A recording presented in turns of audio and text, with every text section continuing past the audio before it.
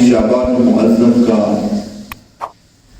مقدس جمعۃ المبارک رب کائنات نے ہمیں عطا فرمایا.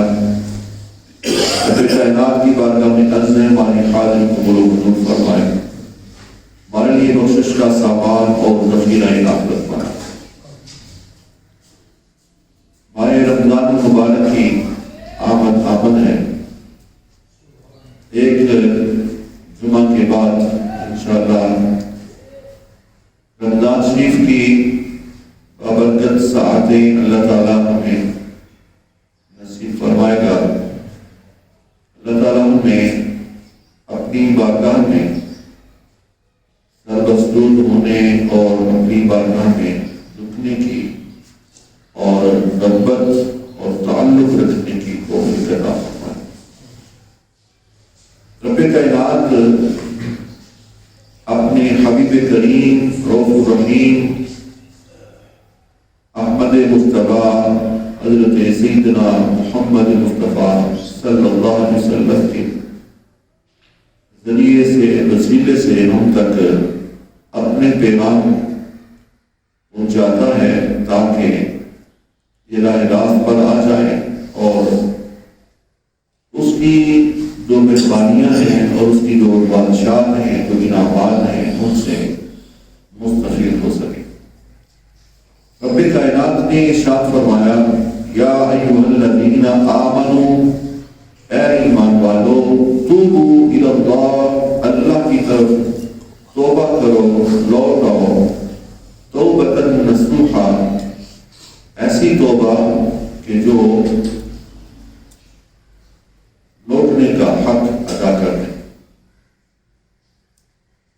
عسیٰ ربکم ان یکفر عنکم سیئاتکم، قریب ہے کہ تمہارا رب تمہاری برائیوں کو، تمہارے گناہوں کو معاف فرما دے. وَيُدْخِلَكُمْ جَنَّاتٍ تَجْرِي مِن تَحْتِهَا الْأَنْهَارُ، اور تمہیں ایسے باغات میں داخل فرمائے جن کے نیچے نہریں جاری ہیں. یوم لا یخزی اللہ النبی والذین آمنوا معہ، اس دن اللہ تعالی نبی کریم غیب کی خبریں دینے والوں کو اور آپ کے ساتھ جو ایمان والے ہیں ان کو رسوا نہیں فرمائے.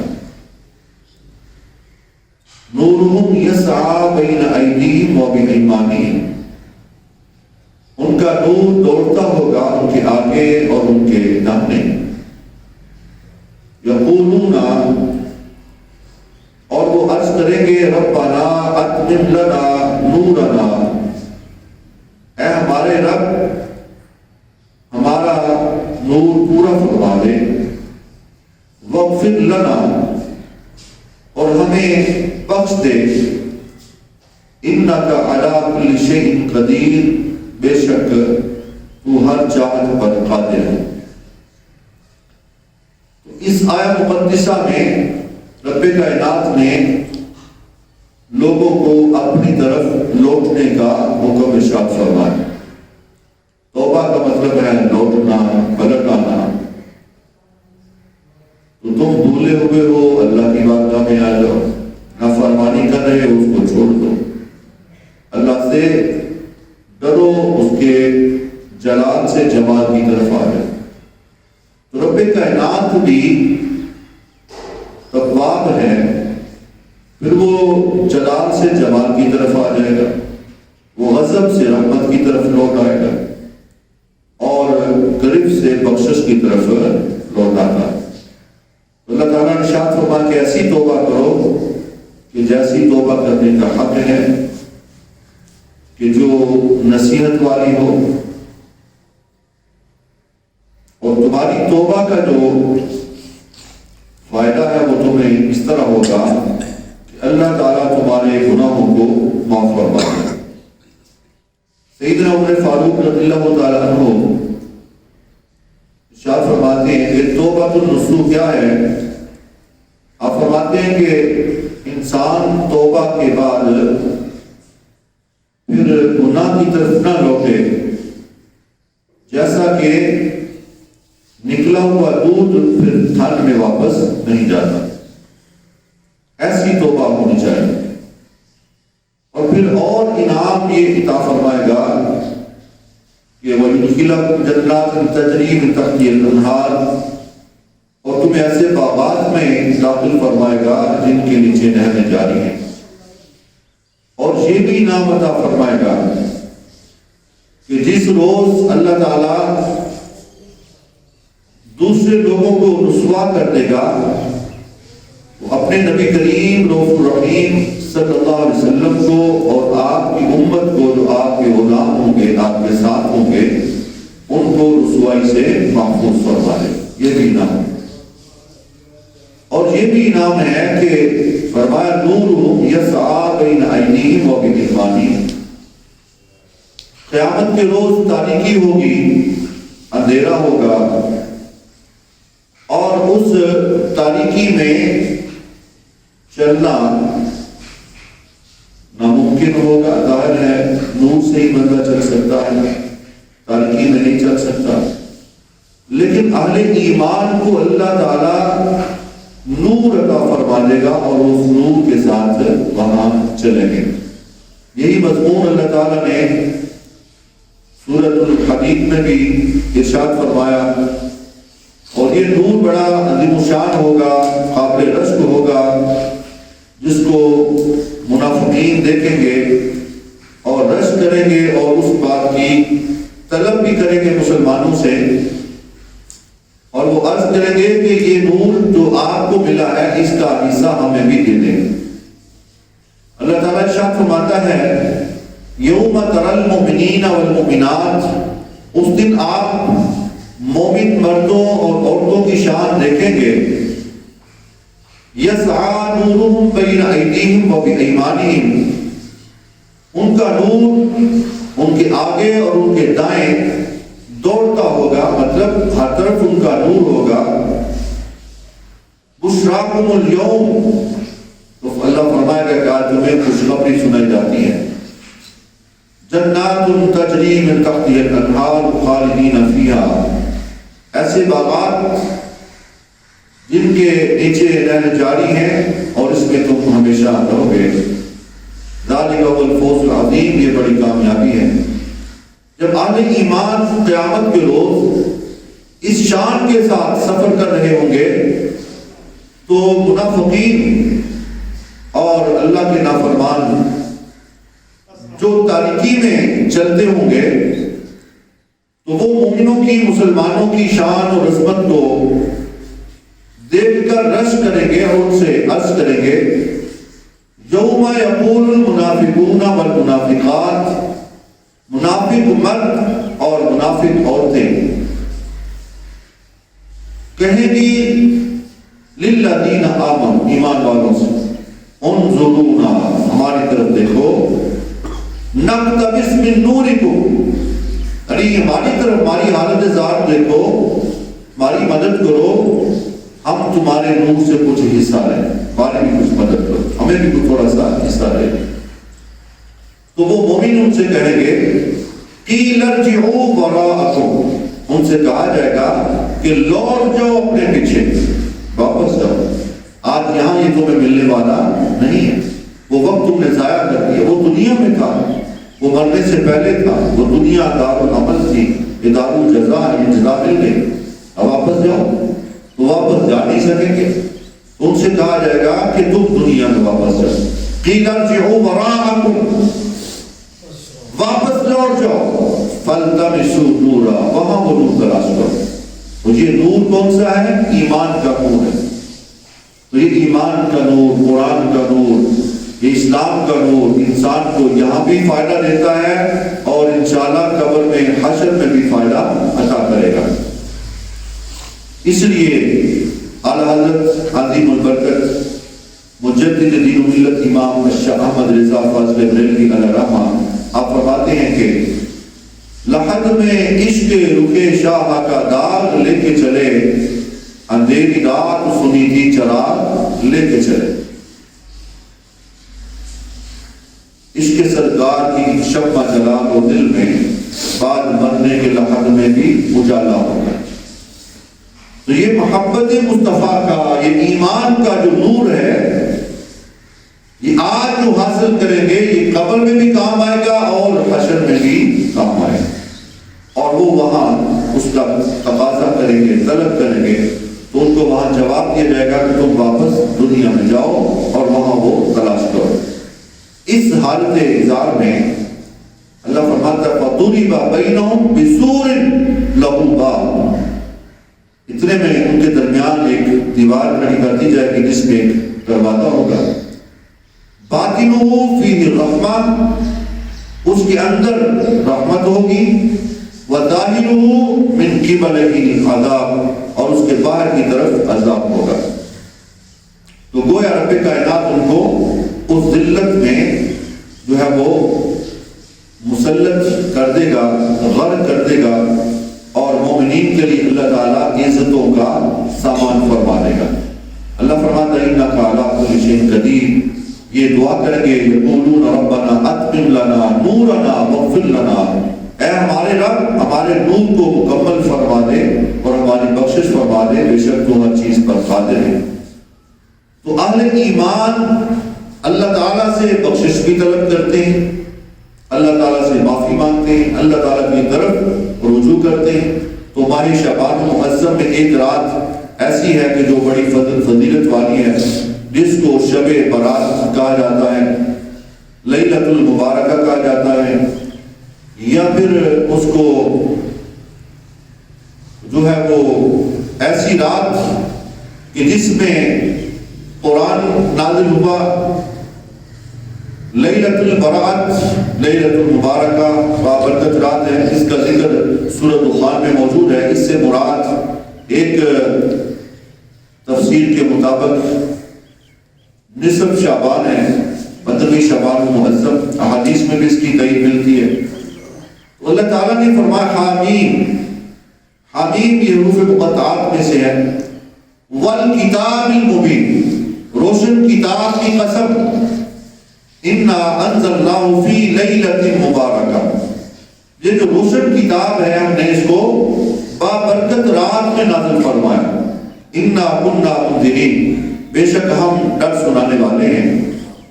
یعنی اللہ تعالیٰ جو ہے وہ لوگوں کو ڈر سناتا ہے اپنے عذاب کا اور اپنی گرفت کا۔ فیہا یفرق کل امر حکیم، اس رات میں ہر حکمت والے کام کو تقسیم کر دیا جاتا ہے۔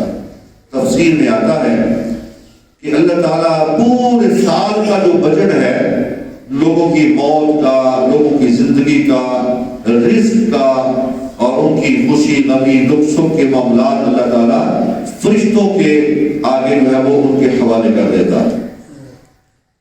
یہ پورے سال کا ایک بجٹ جو فرشتوں کی ڈیوٹی لگانی ہے، اللہ تعالیٰ اس رات کو لگا دیتا ہے۔ حضور صلی اللہ علیہ وسلم ارشاد فرماتے ہیں کہ اس مہینے میں اللہ کی بارگاہ میں لوگوں کے اعمال پیش کیے جاتے ہیں، اور آپ پھر کثرت سے روزہ رکھتے ہیں، اور آپ فرماتے ہیں کہ میں چاہتا ہوں جب میرے اعمال اللہ کی بارگاہ میں پیش کیے جائیں تو میں حالت روزہ ہوں، یہ عبادت کی حالت میں ہوں۔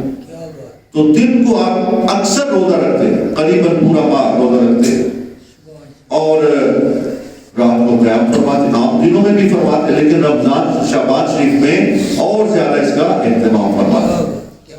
رمضان شریف کی تیاری بھی اس میں موجود ہے، اور اپنے احباب کو اس کے لیے ترغیب دلاتے ہیں، گھر والوں کو بھی اور احباب کو بھی اور امت کو بھی۔ تو فرمایا کہ امرا من عندنا، یہ جو اعمال ہیں، معاملات ہیں، احکام ہیں، یہ اللہ کی جانب سے ہیں۔ انا کنا مرسلین، ہم نے رسولوں کو بھیجا ہے اس احکامات کے لیے۔ رحمتا من ربک، یہ تمہارے رب کی جانب سے رحمت ہے۔ قبل از وقت اللہ خبردار کر دیتا ہے، آخرت کی تیاری کا موقع دیتا ہے، سب کچھ دے کر اس سے جو امتحان لینا ہے، جو پوچھنا ہے وہ بھی بتا دیا تاکہ تیاری کر۔ انہ هو السمیع العلیم، جان لو کہ وہ سننے والا بھی ہے اور جاننے والا بھی ہے۔ کیونکہ وہ سب جانتا ہے، سنتا ہے. تم بلاؤ، تم پکارو، تم اس سے مانگو، وہ سنتا ہے اور وہ جانتا بھی ہے تمہاری حالت کو، تمہاری ضروریات کو، تمہارے معاملات کو. تو جب وہ بن مانگے عطا کرتا ہے تو مانگنے پر کتنا عطا فرمائے گا. یہ دنیا کا دربار ہے، یہ دنیا دار ہیں جو مانگے تو ناراض ہو جاتے ہیں، لیکن اللہ کا دربار وہ ہے کہ جو نہ مانگے تو پھر ناراض ہو جاتا ہے. اس سے جتنا مانگے وہ راضی ہوتا ہے، جتنا مانگے راضی ہو جاتا ہے. تو رب کائنات جو ہے وہ اپنے بندوں کی بخشش فرمانا چاہتا ہے، ان کو معاف کرنا چاہتا ہے. اللہ نے فرمایا توبۃ النصوح کرو. تو ایک روایت میں آتا ہے کہ پہلے زمانوں میں ایک مرد تھا جو نسوانی انداز میں، اس کی آواز، شکل و صورت اور اس کا انداز ہوتا ہے بعض اوقات لوگوں کا زنانہ انداز میں. تو وہ حمام ہوتے تھے پہلے. حمام یعنی کہ وہ اوپن جگہ اس طرح کا بنا ہوتا تھا، وہاں غسل کرتے لوگ اور وہاں نہانے کے لیے.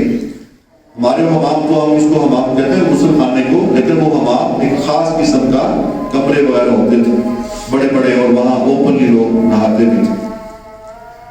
تو وہاں وہ لوگوں کی عورتیں نہاتی تھیں اور ان کو مالش کرتا، ان کو نہلاتا اور غسل دلاتا، مساج کرتا تھا. وہ مرد لیکن عورت کے روپ میں تھا. تو وہاں بڑے بڑے سرداروں کی عورتیں آتی، بیگمات آتی.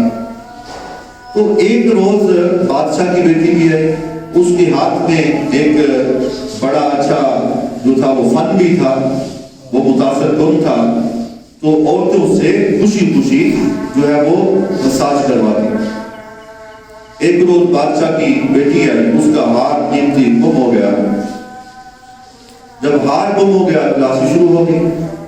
تلاشی لینا شروع کی تو وہ جو نسوح تھا، جو حقیقت میں مرد تھا لیکن اصل میں وہ عورت بنا ہوا تھا مرد. جیسے آج کل ٹرانسجینڈر کے چکروں میں بندوں کو بھی عورتیں بنا رہے ہیں اور عورتوں کو مرد بنا رہے ہیں. یہ تو ایک ہم جنس پرستی کا بہت بڑا گھنونا کھیل ہے جو یورپ میں چل رہا ہے اور یہاں بھی قائم کرنا چاہتے ہیں.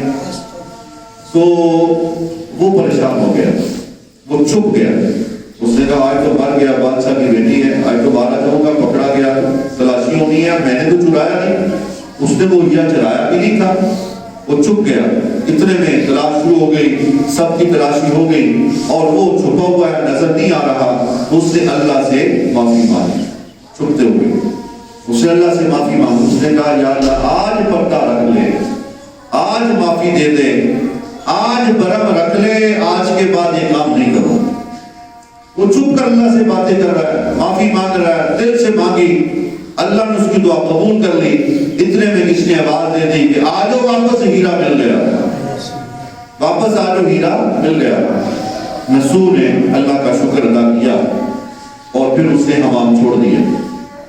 اس کے بعد عورتوں نے پھر چاہا کہ تلاش کیا. ایک روز پھر بادشاہ کی بیٹی ہے، اس نے کہا اس کو بلاؤ.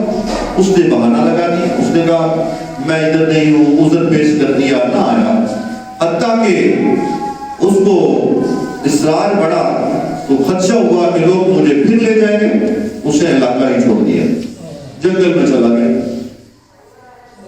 جنگل میں جاتا ہے اور وہاں زندگی بسر کر رہا ہے، اللہ اللہ کرتا ہے. چونکہ یادی جب اللہ سے لگ گئی نا، پکی توبہ کر لی. جیسا وہ موسیٰ علیہ السلام کے دور میں بارش نہیں ہو رہی تو آپ باہر نکلے دعا کے لیے، تو اللہ نے فرمایا کہ موسیٰ علیہ السلام ایک بندہ گنہگار ہے، اس کو نکالیں اس میں سے تو میں پھر بارش کر دوں گا. بندہ بھی نہیں نکلا، بارش بھی شروع ہو گئی. ویسے یا اللہ بندہ بھی نہیں نکلا، بارش بھی شروع ہو گئی، کیا ماجرا ہے؟ کہا اس نے مجھ سے صلح کر لی، پکی توبہ کر. اس نے کہا یا اللہ اتنے لوگ اکٹھے ہیں، سامنے ہیں، آج تک تو تم نے پردہ رکھا، آج رسوا ہو جاؤ. میری پکی توبہ، آج کے بعد میں گناہ نہیں کروں گا، تو معاف کر. تو جب اس نے دل سے معافی مانگی، میں نے معاف کر دیا. جب ہماری صلح ہو گئی ہے، میں نے بارش بھی نازل فرما دی. وہ تو ایسا کرم فرماتا ہے. حضور فرماتے ہیں کہ اللہ ہمارے پردے راز کھول دے نا، ہمارے گناہوں کا پردہ اٹھا دے تو ہم ایک دوسرے کو دفن بھی نہ کریں، جنازہ بھی نہ پڑھیں، ایسے ہی پڑے رہیں. ہمارے اعمال اللہ معافی اتنے گنونے خطرناک ہے. تو غرض اس نے توبہ کر لی اور عبادت کرنے لگا, اللہ کر رہا. ایک روز اس نے دیکھا کہ پہاڑوں میں اس کے پاس ایک بھینس چل رہی ہے. اس نے دیکھا کہ شاید کسی کی یہاں گم ہو گئی ہوگی, تو چلو اس کو تلاش کرنے والا آ جائے گا, میں اتنی دیر اس کی خدمت کرتا ہوں. وہ خدمت کرتا رہا. کچھ دنوں کے بعد وہ اس نے بچہ دے دیا, وہ دودھ پیتا رہا, اس کو پالتا رہا, حتیٰ کہ ایک قافلہ بٹک کا ادھر آ گیا. اللہ کی حکمت, انہوں نے مسافروں نے کہا کہ میں پانی چاہیے, اس نے پانی نہیں کہا, دودھ پلا دیا. وہ بڑے خوش ہوئے, انہوں نے جاتے ہوئے بڑا مال دے دیا, حتیٰ کہ وہاں ایک پڑاؤ بن گیا. آتے جاتے لوگ وہاں ٹہلتے قیام کرتے, وہاں آبادی بن گئی اور اس کا شہرہ دور دراز تک پھیل گیا. وہ متقی پرہیزگار بن گیا, لوگوں کے دلوں میں اس کی عزت و قدر بڑھ گئی. حتیٰ کہ اس کا اتنا شہرہ ہوا کہ بادشاہ کب تک بھی پھیل گیا. لوگوں نے کہا کہ یہاں تو بڑا اللہ کا ولی ہے, بڑا نیک بندہ ہے. اس نے کہا اسے کہو مجھے بھی مل جائے. وہ تو پہلے ہی اسے بھاگ رہا تھا اور ڈر رہا تھا. اس نے کہا کہ میں نے نہیں آیا. کئی وجوہات تھی, ایک تو یہ اسے ڈرتا تھا, بچتا تھا, اور دوسرا یہ ہے کہ جب یاری اللہ سے لگ جائے تو دنیا کے شاہوں کو سلام کرنے کو دل نہیں کرتا, اور نہ پھر سلام ہوتا ہی ہے. جب احکم الحاکمین سے تعلق لگ جائے تو یہ دنیا کے چھوٹے موٹے جو اپنے آپ کو فرعون سمجھتے ہیں اور لوگوں کو کیڑے مکوڑے سمجھتے ہیں, تو پھر ان کے دروں پر درباروں پر جانے کی عادت نہیں رہتی, شوق بھی نہیں رہتا. تو غرض اس سے جب یہ کہا, اس نے انکار کر کے اس نے کہا مجھ سے لوگ ملنا چاہتے ہیں, یہ تو بڑا پہنچا ہوا ہے, مجھ سے بھی نہیں ملنا, اتنا بے نیاز. اس نے ارادہ کیا کہ چلو ہم بھی چلے جاتے ہیں. یہ ہے کرم. جب اس سے یاری لگا لیں, خودداری اختیار کریں, تو پھر بادشاہ بھی درباروں پر آنے کے لیے تیار ہے. عزت قدر دل میں آتی ہے, یہ اصل عزت ہوتی ہے, یہ اصل بادشاہی ہوتی ہے جو دل میں عزت ہو. اس نے آنے کے لیے ارادہ کیا, راستے میں آ رہا تھا تو اس کو موت آ گئی, وہ فوت ہو گیا. لوگوں کے دلوں میں اور زیادہ قدر بڑھی گئی. بادشاہ اس کو ملنے کے لیے آ رہا تھا.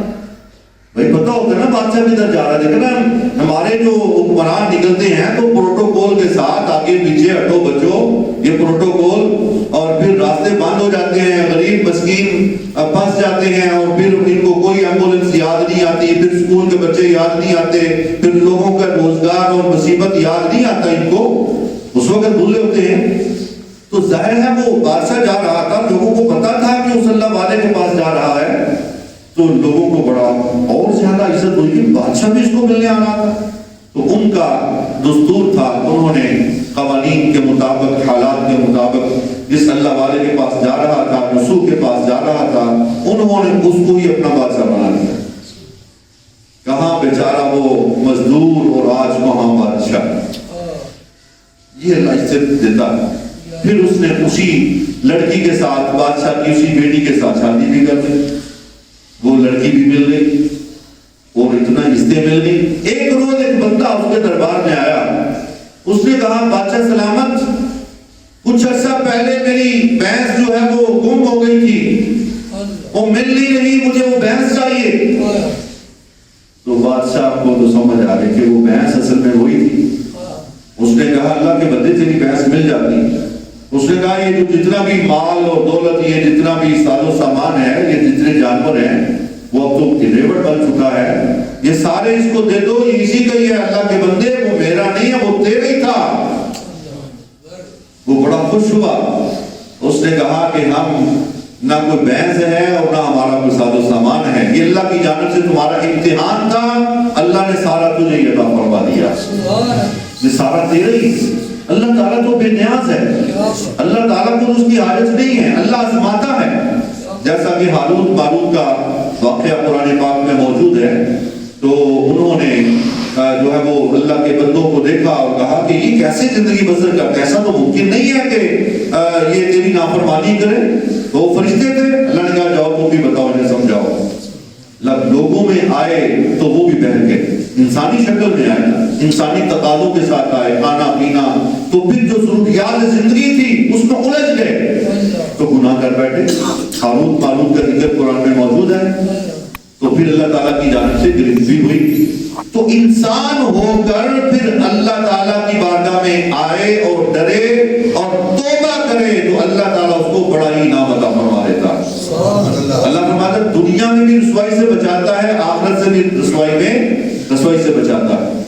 تو رب کائنات نے ہمیں بخشنے کے لیے ایسے مواقع بنائے، ایسے ہمیں اوقات اور لمحات عطا فرمائے، جیسا کہ حضور صلی اللہ علیہ وسلم کا فرمان عالیشان ہے۔ حضور علیہ السلام ارشاد فرماتے ہیں، حضرت ام المؤمنین سیدہ عائشہ صدیقہ رضی اللہ تعالی عنہا آپ روایت فرماتی ہیں، آپ فرماتی ہیں کہ حضور نے ارشاد فرمایا ان اللہ عز وجل ينزل لیلۃ النصف من شعبان الى السماء الدنیا، اللہ تعالیٰ نصف شعبان کو آسمان دنیا پر اپنی شان کے لائق نزول فرماتا ہے ہر جگہ، لیکن اپنی شان کے لائق عرش معلیٰ میں ہے، لیکن وہاں سے اپنے جلوے خاص طور پر آسمان دنیا پر نزول اجلا کے ساتھ توجہ فرماتا ہے اور وہاں اپنا جلوہ فرماتا ہے، جیسا کہ ہر رات سحری کے وقت اس کے جلوے ہوتے ہیں۔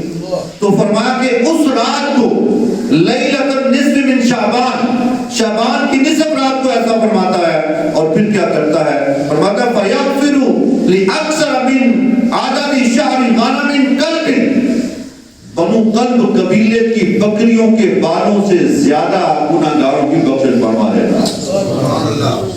کتنا کھرا فرماتا ہے، اس کی مرضی ہے نا بھائی، وہ تو ہر وقت ہی بلا رہا ہے بخشش کے لیے، اسباب پیدا کر رہا ہے، لیکن کچھ خاص موقع بھی اس نے رکھے، سحری کا وقت ہے، جمعے کا وقت ہے، خطبے کا وقت ہے، اذان کے بعد کا وقت ہے، عرفات کا وقت ہے وغیرہ، تو اس طرح کے اوقات اللہ نے خاص بھی رکھے ہوئے ہیں۔ تو وہ گھڑیاں بھی اس میں حضور علیہ السلام کا معمول بھی، آپ کا عمل بھی ثابت ہے۔ حضرت ام المؤمنین سیدہ عائشہ صدیقہ رضی اللہ تعالیٰ عنہ فرماتی ہیں کہ ایک رات حضور کی باری میرے ہاں تھی، تو رات میں اٹھی تو آپ جو ہیں وہ میرے گھر پہ تشریف فرما نہیں، غائب تھے۔ میں نے دیکھا کہ شاید حضور کہیں اور تشریف لے گئے ہیں، تو چاندنی رات کی میں باہر نکلی، میں نے دیکھا کہ آقا کریم علیہ السلام جنت البقیع میں قیام فرما کر عبادت فرما رہے ہیں، اور وہ 15ویں شعبان تھی۔ تو غرض یہ رات عظمت والی ہے، اور یہ احادیث جو ہیں یہ درجہ حسن کو پہنچی ہوئی ہیں، موضوع یا من گڑت نہیں، احادیث ہیں اور درجہ حسن تک پہنچی ہوئی ہیں، اور تمام اس کو تسلیم بھی کرتے ہیں۔ اور فضائل کے باب میں ضعیف احادیث بھی قابل قبول ہیں، یہ اگرچہ درجہ حسن والی۔ تو ایک حدیث پاک میں آقا کریم علیہ السلام نے ارشاد فرمایا، سیدنا علی المرتضی شیر خدا رضی اللہ تعالیٰ عنہ آپ ارشاد فرماتے ہیں کہ حضور علیہ السلام نے ارشاد فرمایا اذا كانت لیلۃ النصف من شعبان فقوموا لیلها وصوموا نهارها، جب شعبان کی نصف رات ہو تو رات کو قیام کیا کرو، دن میں روزہ رکھا کرو۔ یہ نفلی روزہ ہے، لازم نہیں ہے، یہ استحبابی حکم ہے، رکھو تو ثواب ہے، نہ رکھو تو گناہ نہیں۔ تو یہ ترغیب ہے اور رمضان شریف کی تیاری کے لیے۔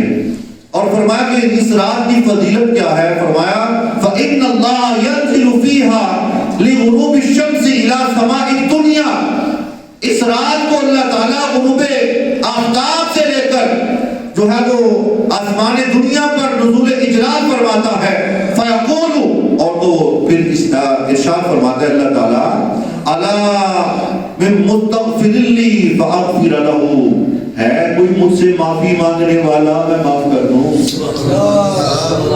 اللہ پوچھ رہا ہے بھائی، پکار رہا ہے۔ اب تو ہم مانگتے ہیں نا، یا اللہ معاف کر دے، یا اللہ معاف کر دے، یا اللہ رزق دے دے، یا اللہ صحت دے دے، یا اللہ پریشانی دور کر دے، تو اللہ پھر کہتا ہے کوئی مانگنے والا۔ ایسی عظیم الشان رات ہے، حضور صلی اللہ علیہ وسلم ارشاد فرماتے ہیں، اللہ فرماتا ہے الا من مستغفر لی فاغفر له، ہے کوئی مجھ سے معافی مانگنے والا میں اس کو معاف کر دوں۔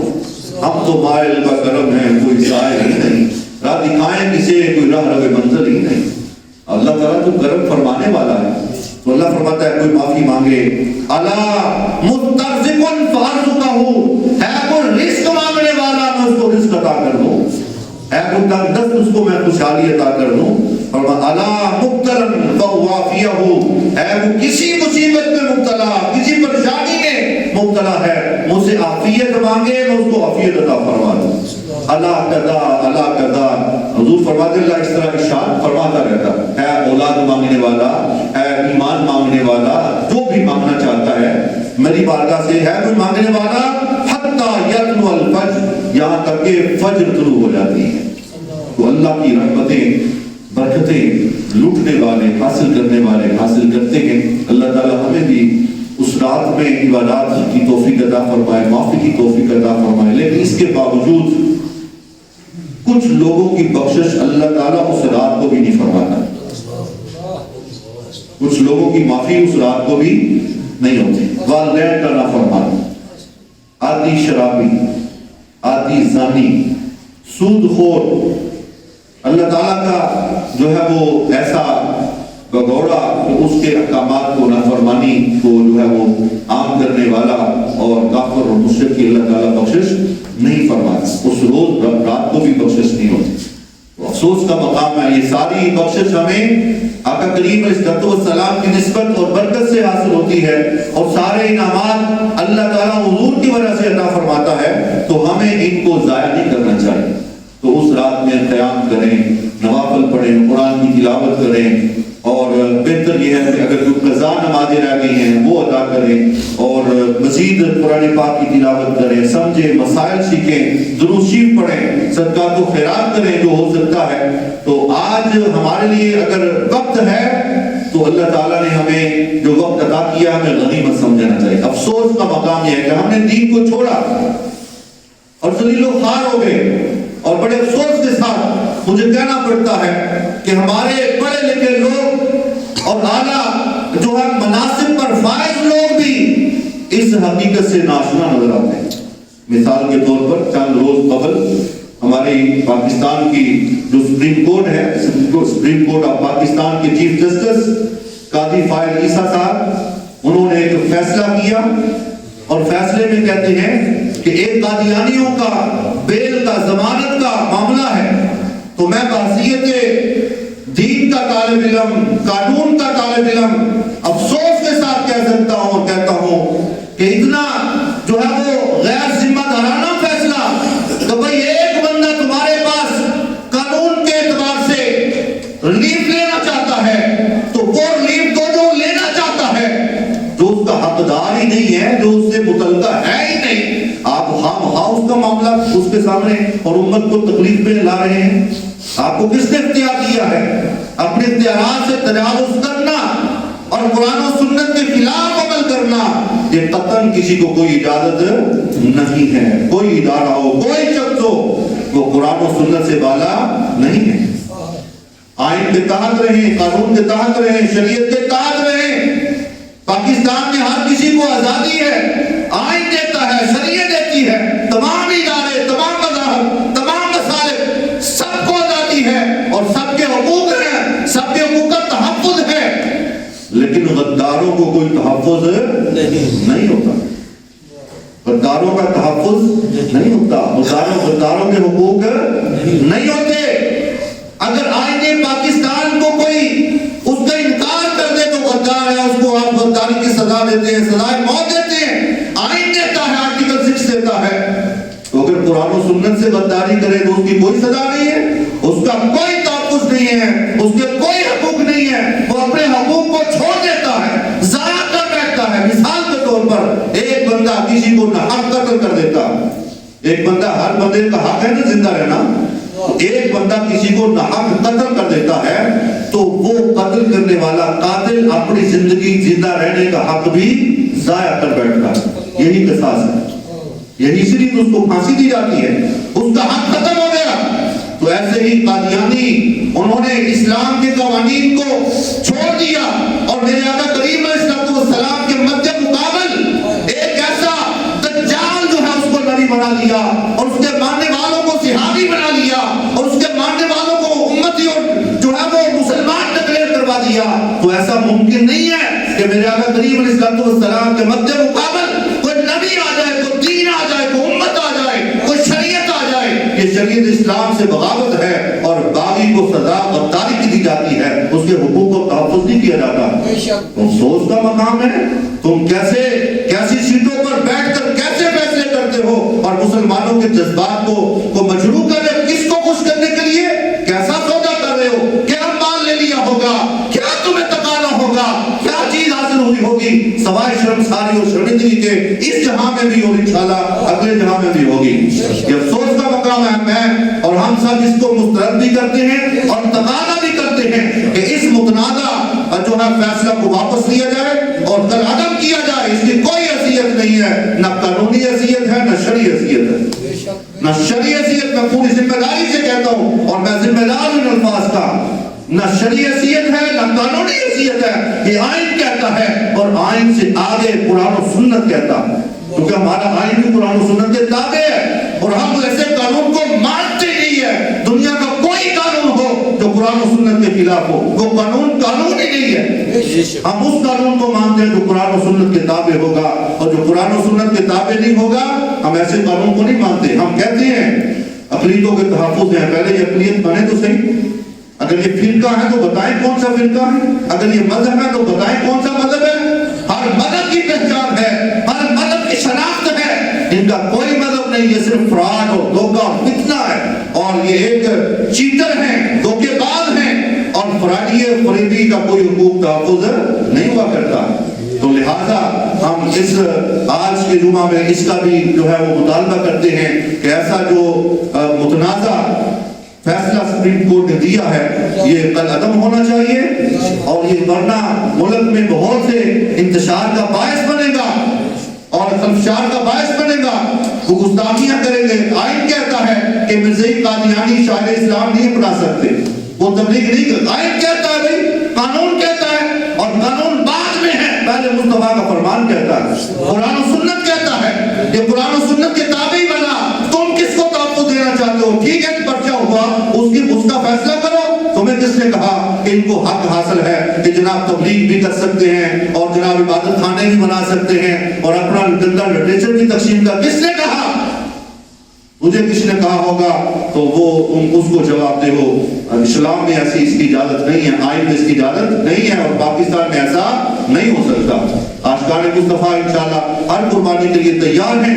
اگر تم نے کسی سے کوئی مال کو پیسہ لے لیا ہے یا مفادات لینا چاہتے ہو، پہلے بھی ایسے ہی بھاگتے رہے اور سارے کچھ مفادات لینے کے بعد تم بھی بھاگو نہ بھاگو، اس سے ہمیں کوئی سروکار نہیں ہے، اس سے ہمیں کوئی سروکار نہیں ہے۔ دنیا کا مال اس کی اوقات ہی کیا ہے؟ اللہ کہتا ہے یہ دنیا کی جائیداد کی اوقات ہی کیا ہے؟ اصل جائیداد تو اللہ نے تمہیں ایمان کی دولت عطا فرما دیا، مقام مصطفیٰ عطا کر دیا۔ چاند میٹھی میٹھی معراج جو رحمت للعالمین کی باتیں کر کے اس پر پردہ ڈالنا چاہتے ہو، ایسا نہیں ہو سکتا۔ یہ پاگل نہیں ہے، یہ سمجھتے ہیں، حق اور باطل کو سمجھتے ہیں کہ اصل میں مسئلہ ناموس رسالت اور ختم نبوت کا اور عقیدہ ختم نبوت کا مسئلہ یہ ہے کہ جو بھی عقیدہ ختم نبوت سے انحراف کرتا ہے وہ دائرہ اسلام سے خارج ہے، اور جب وہ دائرہ اسلام سے خارج ہو گیا وہ اپنا مذہب بتائے کون سا ہے، عیسائی ہے، یہودی ہے، سکھ ہے، ہندو ہے، کیا ہے، اور پھر وہ ہونے کے بعد کہے میں مسلمان ہوں، تو وہ چیٹر ہے، اس کے کوئی حقوق نہیں ہے، وہ غدار ہے، اور غداروں کی سزا جو شریعت کہتی ہے، جو آئین کہتا ہے اس کے مطابق ہوگا۔